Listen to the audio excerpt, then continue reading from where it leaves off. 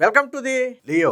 నిన్న YCP rowdy మూకలు కావచ్చు, వైసీపీ నాయకులు కావచ్చు, కొంతమంది ఆ గోండాలను వేసుకెళ్లి ఏబిఎన్ కార్యాలయం మీద దాడికి ప్రయత్నించారు. ఒక రకంగా ఇది పత్రికా స్వేచ్ఛ మీద దాడిగానే చెప్పుకోవచ్చు. ఎందుకంటే పత్రికల మీద దాడి చేయటం అంటే ఖచ్చితంగా ఆ పత్రికా స్వేచ్ఛల మీద దాడి చేయటమే. పోనీ రాధాకృష్ణ అంటే ఏబిఎన్లో గాన ఏదన్నా జగన్మోహన్ రెడ్డి గురించి రాయకూడదు ఏదైనా రాశారా అంటే అలాంటిది ఏమీ లేదు. రోజు ఆ సాక్షి పత్రికలో వచ్చే కథనాలతో పోలిస్తే ఇవి 100కు 200% నయం. ఎందుకంటే ఇందులో కొద్దో గొప్ప వాస్తవం ఉంటుంది. అవసరమైతే కూటమి ప్రభుత్వం తప్పు చేస్తే మీరు ఇది తప్పు చేస్తున్నారని నిలదీసి రాస్తుంటే ఏబిఎన్ పత్రిక. అలాంటి పత్రిక మీద నిన్న అక్కసు వెళ్ళగక్కారు. ఏంటి అక్కసు అంటే మొన్న వీకెండ్ కామెంట్లో రాధాకృష్ణ ఒక కామెంట్ చేశారు. ఏంటి ఆ కామెంట్ అంటే అది మహిళలను కించపరిచినట్టుగాను, వైసీపీ ఇళ్లలో ఉన్న ఆడవాళ్ళను కించపరిచినట్టుగాను వాళ్ళు భావించారు. సరే, ఒకవేళ నిజంగానే నిన్న రాధాకృష్ణ అన్న మాటకి వాళ్ళ ఇళ్లలో ఆడవాళ్ళు బాధపడ్డారు లేదా అవమానించారు అని వీళ్ళు బాధపడి ఉంటే దాన్ని కాసేపు పక్కన పెడదాం. జగన్మోహన్ రెడ్డి పదే పదే పవన్ కళ్యాణ్ పెళ్లిళ్ల గురించి, భార్యల గురించి ప్రతి బహిరంగ సభలో మాట్లాడాడు. ఆయన మార్చినట్టు నలుగురి భార్యల్ని మార్చలేం, షర్టు మార్చినంత ఈజీగా భార్యల్ని మార్చలేమని చెప్పి 1 కాదు 2 కాదు జగన్మోహన్ రెడ్డి దగ్గర మొదలు పెడితే పోసాని వరకు అందరూ కూడా పవన్ కళ్యాణ్ వ్యక్తిగత విషయాల గురించి మాట్లాడారు. మరి ఆ రోజు ఏ రోజు గుర్తు రాలేదా?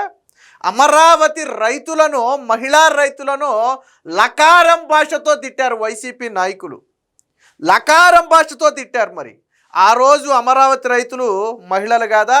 ఇక కొడాలి నాని ఎంత దారుణంగా మాట్లాడతాడో మనందరికీ తెలిసిందే. ఎన్నిసార్లు మహిళలను కించపరుస్తూ మాట్లాడాడో మనందరికీ తెలుసు. వీటన్నిటికీ మించి భువనేశ్వరి గారిని నిండు అసెంబ్లీలో అవమానిస్తే ఇది కౌరవ సభగా మారింది. మళ్ళీ గౌరవ సభగా మారిన తర్వాతే నేను అసెంబ్లీలో అడుగు పెడతానని చెప్పి శపథం చేసి చంద్రబాబు గారు బయటికి వెళ్ళిపోయారు. ఎందుకని? మరి భువనేశ్వరి గారికి ఏమైనా రాజకీయాలతో సంబంధం ఉందా? మరి భువనేశ్వరి గారిని ఎందుకు అవమానించారు?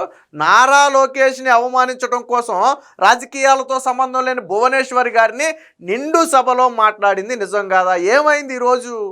ఆ రోజు అసెంబ్లీలో పగలబడి నవ్విన అందరూ ఈ రోజు ఇళ్లలో కూర్చున్నారు. వెళ్ళిపోయి ఇళ్లలో కూర్చున్నారు. ప్రజలు యాక్సెప్ట్ చేయలే. మరి ఇలాంటి నీచ చరిత్ర మీరు పెట్టుకుని ఇక దీనికంటే దారుణమైంది ఇంకోటి కూడా ఉంది. చెప్పనా? ఏంటంటే వర్రా రవీంద్రారెడ్డి తెలుసు కదా, భారతీరెడ్డి పిఏగా వాళ్ళు చెప్తారు. సరే, అవునా కాదా కాసేపు పక్కన పెడితే వైసీపీ కార్యకర్త నాయకుడు వర్రా రవీంద్రారెడ్డి పెట్టిన పోస్ట్ ఏంటో తెలుసా? షర్మిల రాజశేఖర్ రెడ్డికి పుట్టలేదు, ఎవరికి పుట్టిందో విజయమ్మని అడగండి, ఎప్పటి వరకు సొంత చెల్లిగా భావించాడు, ఇక నుంచి అసలు చెల్లే కాదు జగన్మోహన్ రెడ్డికి అని చెప్పి ఒక పోస్ట్ పెట్టాడు. మరి ఏం చేయాలి జగన్మోహన్ రెడ్డి?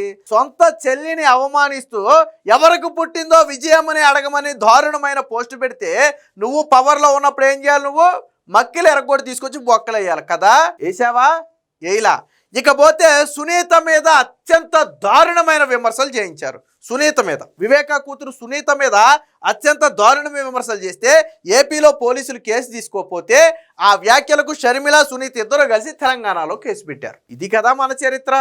సొంత చెల్లిని ఎవరికి పుట్టిందో అడగమని నీ కార్యకర్తలు రాతలు రాస్తే మిన్నుకుండిపోయి చూసినటువంటి చరిత్ర నీది. ఏంటి రాధాకృష్ణ ఇందులో రాసిన వ్యాఖ్య ఏంటంటే, ఇక్కడ బేసిక్గా అది సెటైర్. అంటే పాపం వైసీపీ వాళ్ళ మతిస్థిమితం సరిగ్గా లేకపోవడం వల్ల లేదా మావిగన్ ఫెయిల్యూర్ని డైవర్ట్ చేయడం కోసమో తెలియదు, కానీ వాళ్ళు బేసిక్గానే మావిగన్ ఫెయిల్యూర్ని డైవర్ట్ చేయడం కోసం ఏం దొరుకుద్దని ఎదురు చూస్తుంటే సరిగ్గా సమయానికి ఆ ఏబిఎన్ వీకెండ్ కామెంట్లోని ఒక పాయింట్ దొరికింది. దాన్ని పట్టుకుని రచ్చ చేస్తున్నారు. వాస్తవానికి ఇదంతా డైవర్షన్ పాలిటిక్స్. ఎందుకంటే ఇప్పుడు నేను చెప్పిన వాటితో పోలిస్తే అసలు రాధాకృష్ణ మాట్లాడింది విమర్శే, 100కు 100% విమర్శ. ఏ మహిళను కించపరచలా. ఏం మాట్లాడాడు ఆయన అంటే వైసీపీ వాళ్ళ బుద్ధి ఎలా ఉంటుందో గొర్రె బ్యాచ్ అని చెప్పి చెప్పడం కోసం ఆయన ఏమన్నాడు అంటే, జగన్మోహన్ రెడ్డి నంది అంటే నంది, పంది అంటే పంది అనే బ్యాచ్ ఈ రోజుకి వైసీపీ పార్టీలో ఉన్నారు.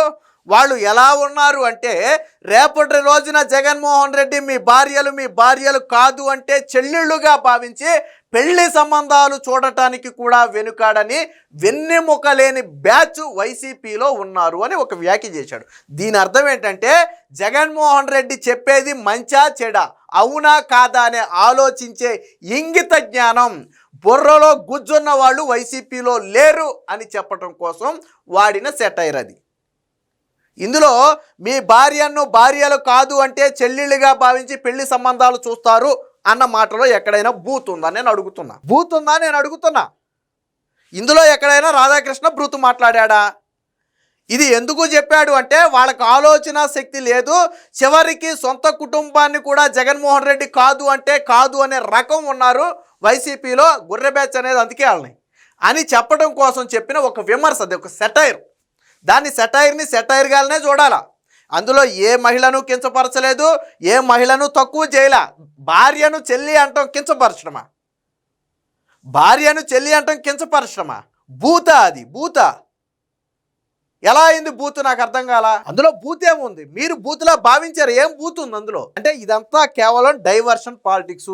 సో దీనికి సంబంధించిన ఒక వార్త కూడా వచ్చింది, ఒకసారి చూద్దాం. ఇది నిన్న ఏబిఎన్ కార్యాలయం మీద దాడి చేస్తుంటే అక్కడ పోలీసులు అడ్డుకునే ప్రయత్నం చేశారు, అది చూడొచ్చు మనం ఇక్కడ. బూత్ నేతల రోతగోల, వీకెండ్ కామెంట్ పై పిచ్చ రచ్చ, వైసీపీ నేతల మానసిక స్థితిని చెప్పటమే ఆ వ్యాఖ్యల ఉద్దేశం. అదే చెప్పా, వైసీపీ నేతలకి ఆలోచన శక్తి లేదు అని చెప్పే ఉద్దేశంలో భాగంగా విమర్శనాత్మకమైనటువంటి సెటైర్ అది. దాన్ని పట్టుకుని వీళ్ళు బూతు ఏది బూతు? భార్యను చెల్లిగా భావించి అనే మాట ఎలా బూత్ అయిందో నాకు అర్థం కాదు. భార్యను చెల్లిగా భావించి అనేది బూత్ ఎలా అయిందో ఎవరైనా బయటకు వచ్చి చెప్తే నేను ఒప్పుకుంటా. ఇదిగో ఇది బూతు అని ఎలా చెప్తారో చెప్పండి. అందులో అది అంటే మీ బుర్రలో గుజ్జు లేదని చెప్పడం కోసం చేసినటువంటి ఒక సెటైర్. ప్రతి సెటైర్లోనూ అర్థాలు ఎదిగితే అది సెటైర్ అవ్వదు. అంటే నిజంగానే వీళ్ళ మానసిక స్థితి బాగాలేదని ఏబిఎన్ కరెక్ట్గానే చెప్పాడు రాధాకృష్ణ. ఎందుకంటే వీళ్ళకి ఏది బూతో ఏది విమర్శో తేడా తెలియని పరిస్థితుల్లో ఉన్నారు వాళ్ళు. మహిళలను కించపరచడం కానే కాదు, అయినా నానాయాగి చేస్తున్న వైసీపీ నేతలు అధికారంలో ఉండగా బూతులే వారి ప్రపంచం. చంద్రబాబు, పవన్, లోకేష్ పై నిత్యం దూషణలు, నోరు తెరిస్తే లం ముం కో ముతక పదాలే. తమ్మినేని నుంచి పోసాని వరకు అందరిది అదే వరుస. ఆడంగులు అంటూ మహిళలను అవమానించిన రోజా, మొన్నటికి మొన్న చంద్రబాబును దూషించిన అంబటి, నేడు మహిళలకు అవమానం అంటూ దొంగ శోకాలు. మొన్న చంద్రబాబు నాయుడిని ఎంత దారుణమైన బూతు మాట్లాడాడో మనందరం చూసి, అంబటి రాంబాబు మన నోటితో మనం చెప్పలేంలే. ఎంత దారుణమైన భాష మాట్లాడాడో, వాళ్ళ ఇంట్లో ఆ తల్లిదండ్రులను ఎంత దారుణంగా అవమానించాడో మనం విన్నాం. ఆ రోజు నోళ్ళు చచ్చుపడిపోయాయా? అది బూత్ అంటే. అంబటి రాంబాబు మాట్లాడారు చూసారా మొన్న చంద్రబాబు గారి మీద, అది బూత్ అంటే. ఇది విమర్శ. భార్యను చెల్లిగా భావించి అనేది విమర్శ. మొన్న అంబటి రాంబాబు మాట్లాడింది బూతు. ఆ రోజు నోళ్ళు మోగపోయాయి. అంబటి రాంబాబుకి మద్దతుగా మాట్లాడారు. చంద్రబాబు గారి ఇంట్లో ఆడవాళ్ళను విమర్శిస్తే తప్పు అని చెప్పాల్సింది పోయి ఆ రోజు మద్దతుగా నిలబడి, ఈ రోజు మాత్రం ఇది బూతు అని చెప్పి వైసీపీ నేతలు బయటకు వచ్చారు. కేవలం డైవర్షన్ పాలిటిక్స్. అంబటి రాంబాబు మాట్లాడినప్పుడు తప్పు రాంబాబు, నువ్వు అలా మాట్లాడి ఉండకూడదు. చంద్రబాబు గారిని విమర్శించడానికి వాళ్ళ ఇంట్లో తల్లిదండ్రులను ఎందుకు విమర్శిస్తున్నావు? చంద్రబాబు గారి తల్లి ఏం చేసింది? నువ్వు అంత పెద్ద బూతు అసలు మాట్లాడకూడదు అని చెప్పి చెప్పాలి కదా. ఆ రోజు మోగబోయారా? ఆ రోజు కమ్మగా ఉందా? ఈ రోజు విమర్శ అయింది. అది భువనేశ్వరిని దూషించి లేని వివాదాన్ని సృష్టించి రాద్ధాంతం చేస్తున్న ఇదే వైసీపీ నేతలు అధికారంలో ఉండగా చేసిందేంటి? శాసనసభలోనే చంద్రబాబు గారి సతీమణి భువనేశ్వరి గారిని అవమానించేలా మాట్లాడలేదా? ఇది భరించలేక చంద్రబాబు గారు ఇది గౌరవ సభలా మారింది, గౌరవ సభలోనే అడుగు పెడతా అని ప్రతిజ్ఞ చేసి బయటికి నడిచారు. విలేకరుల సమావేశంలో ఇదే అంశం ప్రస్తావనకు వచ్చినప్పుడు తన రాజకీయ చరిత్రలోనే ఎన్నడూ లేని విధంగా వెక్కి ఏడ్చారు. నిజానికి అప్పటిదాకా భువనేశ్వర్ గారు ఎప్పుడూ రాజకీయాల వేదికలపై కనిపించింది లేదు, రాజకీయాల గురించి మాట్లాడింది లేదు. అయినా వైసీపీ నేతలు లోకేష్ని గేలి చేసేందుకు ఆయన తల్లిని అవమానించేలా మాట్లాడారు. ఇది వారి చరిత్ర. ఇక పవన్ కళ్యాణ్ను రాజకీయంగా ఎదుర్కోవటం మాని జగన్ నుంచి పోసాని వరకు పెళ్ళాళ్ళు అంటూ అడ్డగోలుగా వ్యాఖ్య చేశారు. మరి ఇది తప్పు కాదని ఎలా అనిపించిందో నాకు అర్థం కాల. జగన్తో రాజకీయంగా విభేదించినందుకు, న్యాయంగా దక్కాల్సిన కుటుంబ ఆస్తుల్లో వాటా అడిగినందుకు సొంత చెల్లి షర్మిలను వదలలేదు. ఆమె పుట్టుక పైన వ్యాఖ్యలు చేసి తల్లి విజయలక్ష్మిని అవమానించేలా వైసీపీ వాళ్లే పోస్టులు పెట్టారు. అయినా జగన్ కిక్కురుమనలేదు. ఇది వైసీపీ ఘనత. అలాంటి వైసీపీ నేతలు ఏబిఎన్లో ప్రసారమైన వీకెండ్ కామెంట్లో మహిళలను అవమానించారంటూ గగ్గోలు పెడుతున్నారు. బూతుపై పేటెంట్ తీసుకున్న పార్టీ నేతలే ఆందోళనలు, ధర్నాలు చేయడానికి చేయడానికి పిలుపునిచ్చారు అని చెప్పి ఒక వార్త రాశారు. వాస్తవానికి నిన్న ఏబిఎన్లో మాట్లాడుతూ వాళ్ళు కూడా మాట్లాడుతూ చెప్పింది ఏంటంటే, కొంతమంది పరిచయం ఉన్న వైసీపీ నేతలు ఫోన్ చేశారంట.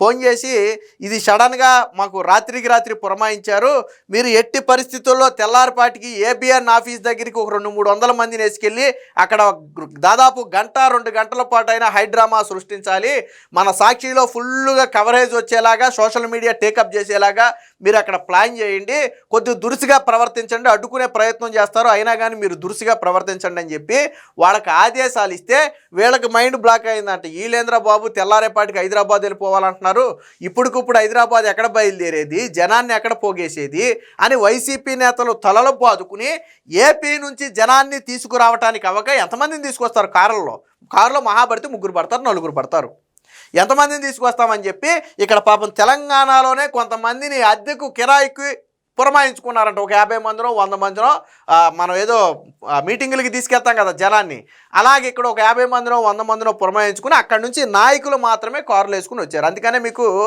కార్యకర్తలు ఎవరు వైసీపీ కార్యకర్తలు కనపడరు, అందులో నాయకులు మాత్రమే కనపడతారు. మిగతా వాళ్ళంతా తెలంగాణకి చెందిన వాళ్ళు, ఆ కాసేపు నిలబడాలని చెప్పి. అందులో కొంతమంది భయపడ్డారంట, ఈ ధర్నాలు రాష్ట్రోకాలంటే కేసులు అరెస్టులు ఉంటే మేము రావని. మీకేం భయం లేదు, అలాంటిది ఏమి ఉండదు, గంట సేపు బయటే ఉంటాం, మనం బయటే ఫ్లే కార్డులు పట్టుకుని నిరసన వ్యక్తం చేసి వెనక్కి తిరిగి వచ్చేయడమేనని చెప్పి వాళ్ళతో చెప్పి తీసుకెళ్లారంట. ఇది వాళ్ళ చరిత్ర. అంటే మావిగన్ ఇష్యూని డైవర్ట్ చేయటం కోసం జగన్మోహన్ రెడ్డికి ఇది ఒక ఆయుధంలాగా దొరికింది. అందుకని ఏం చేశాడు, రాత్రికి రాత్రి వైసీపీ నేతలకు ఆదేశాలు ఇస్తే పాపం వాళ్ళు సచ్చి తిని తినక అర్ధరాత్రి బయలుదేరి తెల్లారి గంటలకల్లా ఏబిఎన్ ఆఫీస్కి చేరుకున్నారు. అది కూడా మళ్ళీ అందరూ ఒక చోట ఆగి అందరూ పోగైన తర్వాత మళ్ళీ ఒక్కొక్కడు వెళ్తే తీసుకెళ్ళి ఎడబొక్కలేస్తారని భయం వీళ్ళకి తెలంగాణ పోలీసులు. అందుకని అందరూ వచ్చేదాకా ఆగి సగ గుంపుగా ఒకేసారి ఏబిఎన్ ఆఫీస్ దగ్గరికి వెళ్ళి ఫ్లే కార్డులు పట్టుకుని ఇవన్నీ రెడీ చేసుకున్నారనమాట. రాత్రికి రాత్రి రెడీ చేసి ఫ్లే కార్డులు అయ్యి నాకు తెలిసి సాక్షి ఆఫీస్ నుంచి పట్టుకొచ్చుంటారు ఆ ఫ్లే కార్డులు గీ కార్డులు అన్నీ కూడా. విచిత్రం ఏంటంటే ఏబిఎన్ ఆఫీస్కి సాక్షి ఆఫీస్ ఎంత దూరం ఉందో సాక్షి ఆఫీస్కి ఏబిఎన్ ఆఫీస్ అంతే దూరం ఉంది. ఇదే మాట నిన్న నారా లోకేష్ కూడా చెప్పాడు. సాక్షిలో నిత్యం లెగిస్తే నరాసుర రక్త చరిత్రను రాశారు కదా అప్పుడు, అయినా కానీ ఏ రోజు దాడి చేయలేదు కదా. నరాసుర రక్త చరిత్రను రాస్తే దాడి చేశారా?